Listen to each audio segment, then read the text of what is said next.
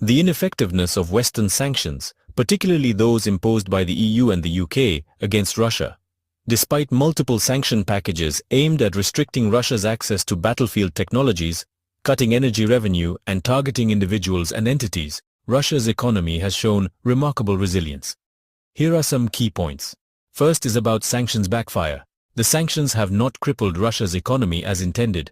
Instead, Russia has adapted by stabilizing its currency, increasing defense spending its 6% of GDP, and forging stronger trade ties with non-Western nations like China, India, and Turkey. Trade with China has more than doubled since 2021. Second is about shift in global dynamics. The sanctions have pushed Russia closer to US rivals such as China and Iran, fostering anti-dollar strategies, currency swaps, and new trade agreements.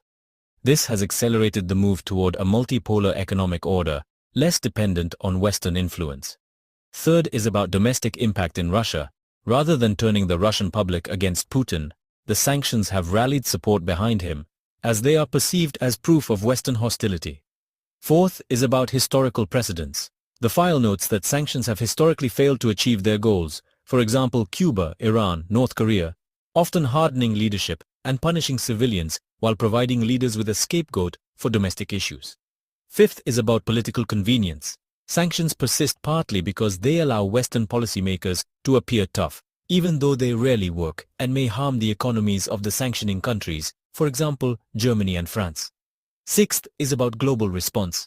The Global South is developing alternative financial platforms to reduce dependence on US-led institutions, further eroding Western economic dominance. So, it can be concluded, the sanctions have inadvertently strengthened Russia, prolonged the conflict, and strained Western alliances. The world is moving toward an economic order resistant to Western coercion, signaling the decline of US financial hegemony. So, the continued reliance on sanctions as a tool of diplomacy and highlights the need for the West to recognize the limits of economic coercion in a multipolar world.